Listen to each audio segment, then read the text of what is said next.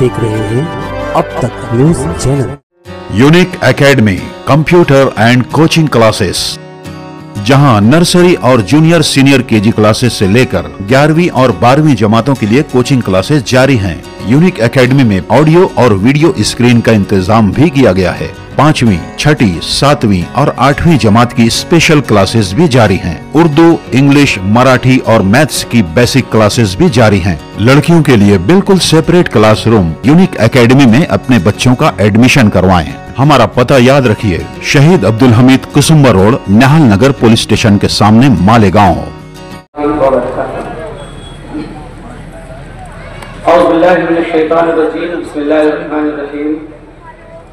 नहमदुहु व नसल्ली अला रसूलिल करीम, अम्मा बाद।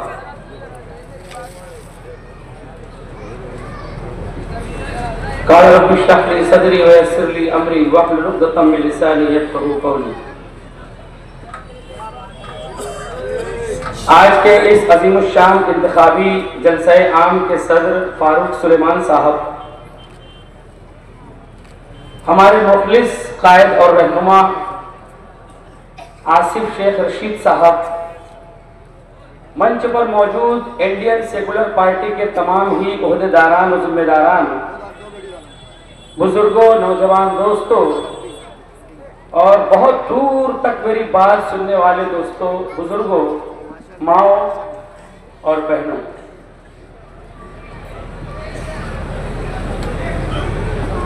अहमद फराज ने कहा था कि सिलसिले तोड़ गया वो सभी जाते जाते, सिलसिले तोड़ गया वो सभी जाते जाते, वरना इतने तो मरासिम थे कि आते जाते। सिलसिले तोड़ गया वो सभी जाते जाते, वरना इतने तो मरासिम थे कि आते जाते। और शिकवे जुल्मते शब से तो कहीं बेहतर था अपने हिस्से की कोई शम्मा जलाते जाते। इलेक्शन चल रहा है, 3 महीने से ज्यादा अरसा हो चुका है। आसिफ शेख रशीद साहब की रहनुमाई, सरपरस्ती और उनकी क़यादत में शरीफ पहलवान तशरीफ लाएं। पुरजोर तालियों में शरीफ भाई का इस्तेकबाल करें। मरहबा, इस्तेकबाल है शरीफ भाई। मुसलसल हम पूरे शहर के अंदर चल चल के अवाम के दरमियान, अवाम की अदालत में काम काज पर मुसलसल गुफ्तगू और तकरीर कर रहे हैं। शहर के लोगों को सियासी तौर पर जागरूक करने की और बेदार करने की कोशिश कर रहे हैं और मुसलसल शहर की तामीर और तरक्की पर गुफ्तगू कर रहे हैं। लगे हुए हम, जगह जगह हमने प्रोग्राम किया, कहीं पर हमने हमारे सामने वाले उम्मीदवार को तनकीद का निशाना नहीं बनाया। हम खामोशी से अपने काम में लगे हुए हैं। 3 महीने से अवाम के दरमियान, अवाम की अदालत में जमीन के साथ जुड़कर, आवाम से राब्ता करके, आवाम को सियासी तौर पर बेदार और बाशऊर बनाने की कोशिश कर रहे हैं। इस दौरान एक मजहबी क़यादत जो खैर से आमदार भी हैं, इलेक्शन के इस माहौल में उनकी एंट्री होती है। और जो सबसे ज्यादा मुझे तकलीफ हुई है इस मर्तबा के इलेक्शन में, मैं 2007 से जब मुफ्ती साहब के साथ था, जब से इलेक्शनी स्टेज पर तकरीर करता हुआ आ रहा हूं, मैंने बहुत सारे इलेक्शन देखे, मगर इस मर्तबा जो मुझे बहुत ज्यादा सदमा और तकलीफ पहुंची है, जाती तौर से मैं बहुत ज्यादा तशवीश अब मैं मुब्तला हुआ हूं, वो तशवीश ये है कि पहले ही तकरीर से हमारे सामने की मजहबी क़यादत ने, मजहबी शख्सियत ने झूठ पर झूठ और झूठ का सहारा लेना शुरू कर दिया। किले के अंदर हम लोगों ने मीटिंग ली, रह नहीं गया, उनको तकलीफ हो गई, पेट में मरोड़ हो गया।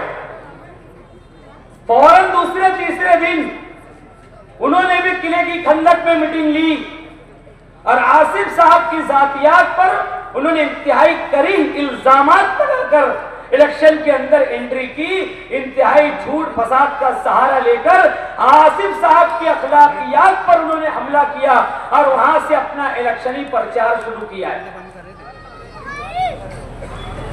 जब तक का किसी के साथ सफर मत कर लो, जब तक भाई यहां गुफ्तगू मत करे प्लीज, भाई बात मत करे प्लीज, भाई एकदम खामोश रहे, मुझे डिस्टर्ब होता है।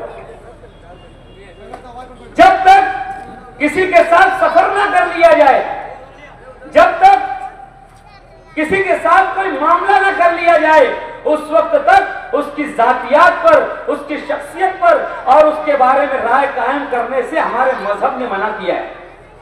मैंने आसिफ साहब के साथ सफर किया है।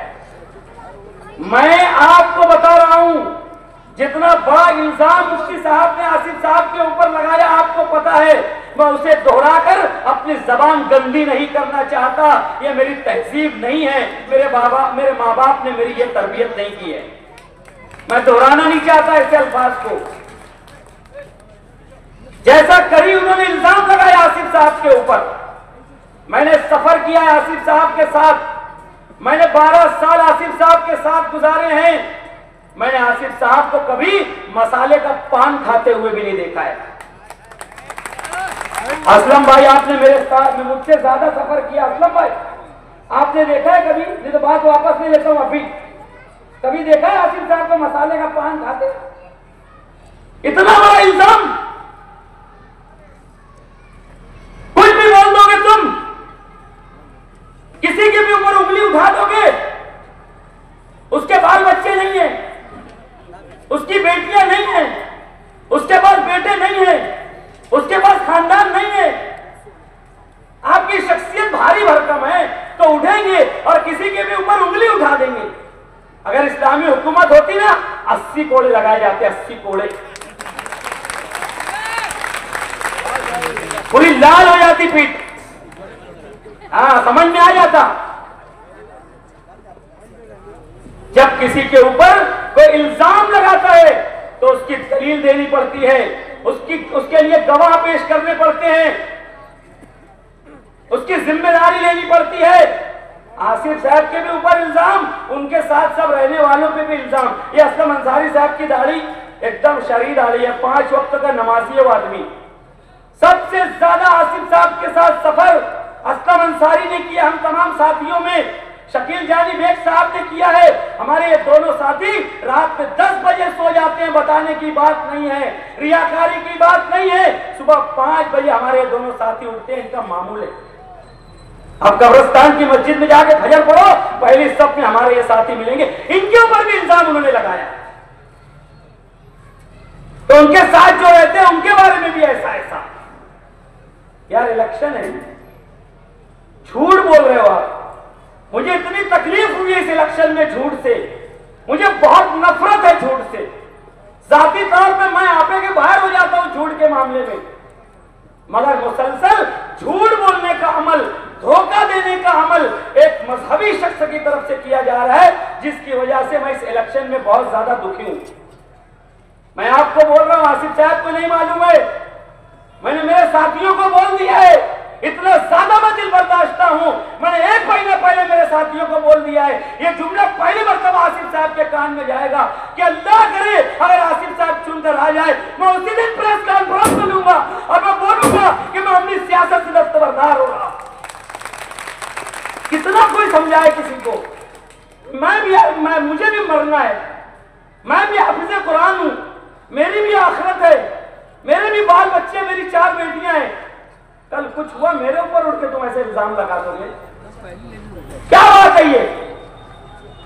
कसम से मैं बोलता हूं, मुझे बहुत ज्यादा तकलीफ हुई इस मामले में। अरे भाई तुमने कुछ नहीं किया है, तो झूठ मत बोलो, सच बोल दो कि मुझसे कुछ नहीं हुआ है।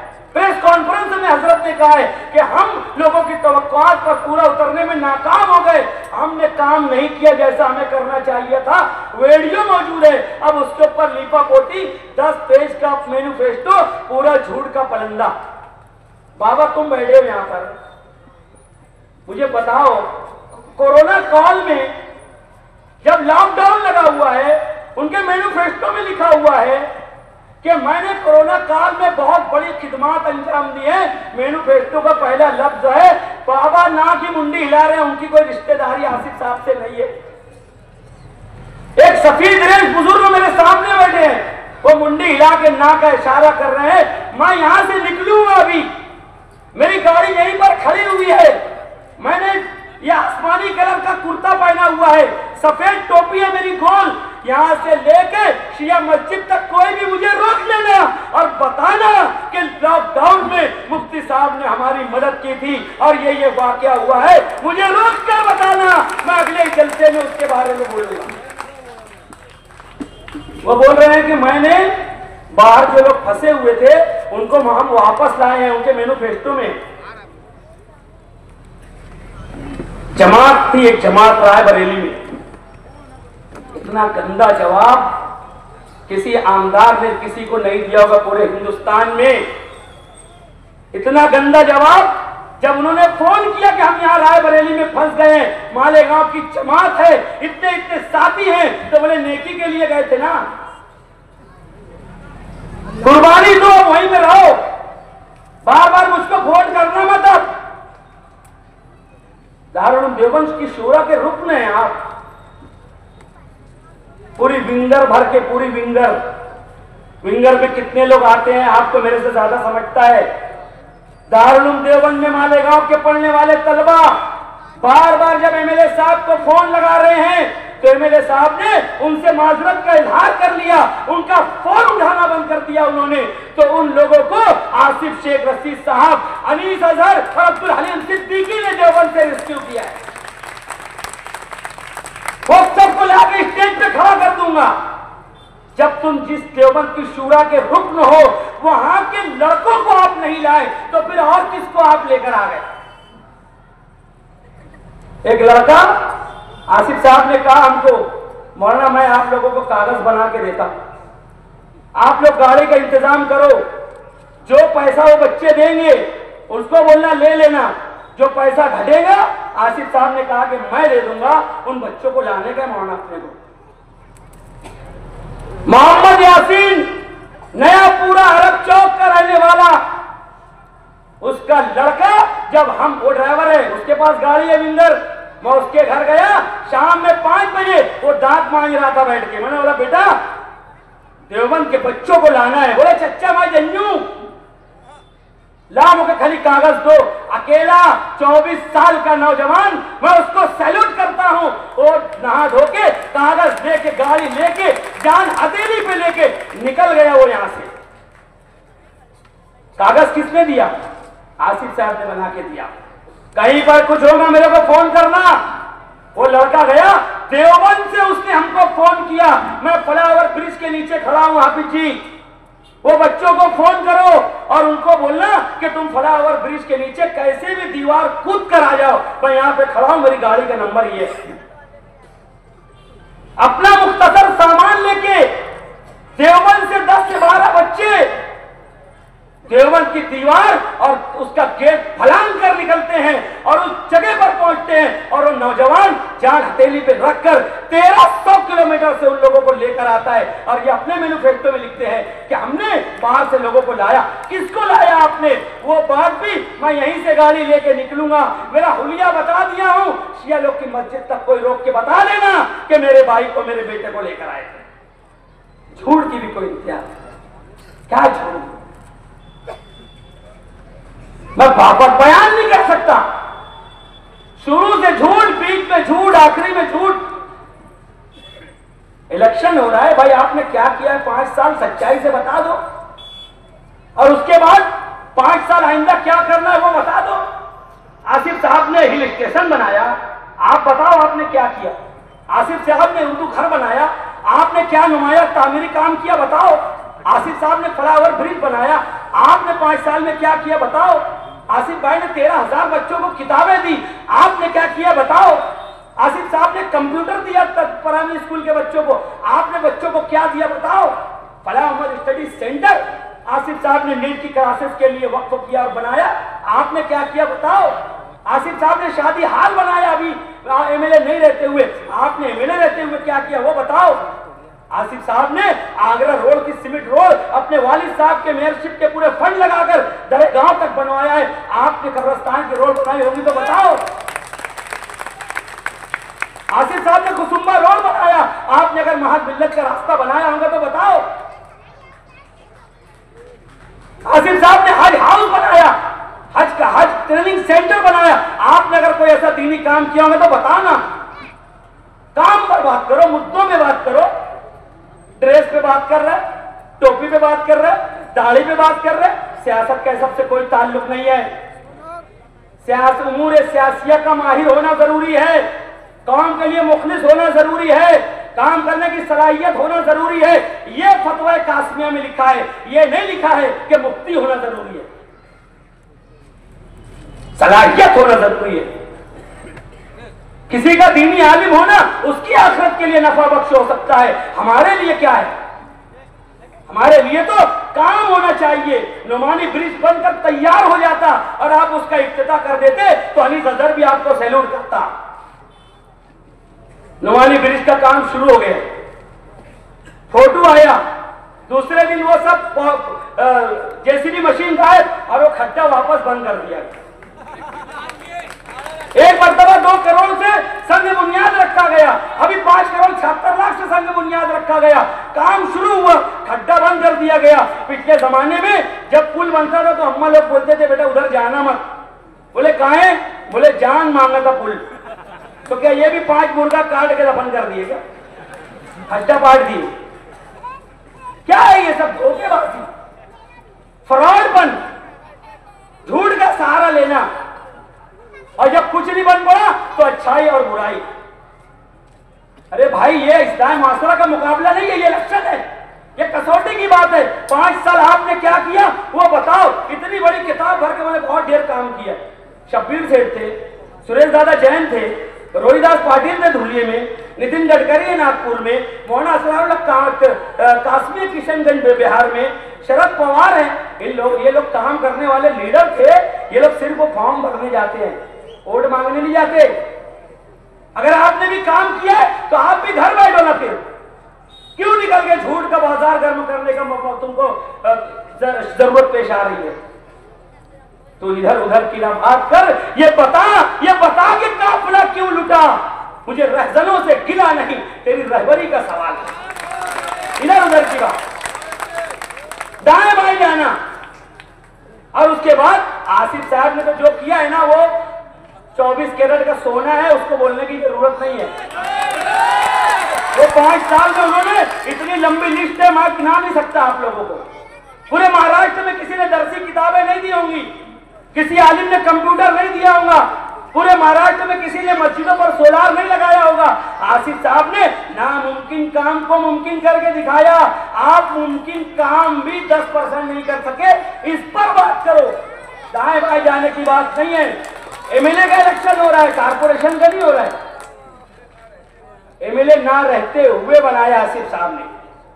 और आसिफ साहब का जज्बा देखो, हम लोगों को बोल रहे जो और मस्जिद वाले आ रहे हैं, किसी को ना मत बोलो मौलाना, इलेक्शन हो जाने दो, अपन उनके लिए भी कोशिश करें। ये बोल रहे आसिफ साहब, ये जज्बे की बात है। आसिफ साहब ने अपने मैन्युफैक्चर में लिखा कि मैं तामीरी काम करूंगा 5 करोड़ की लागत से।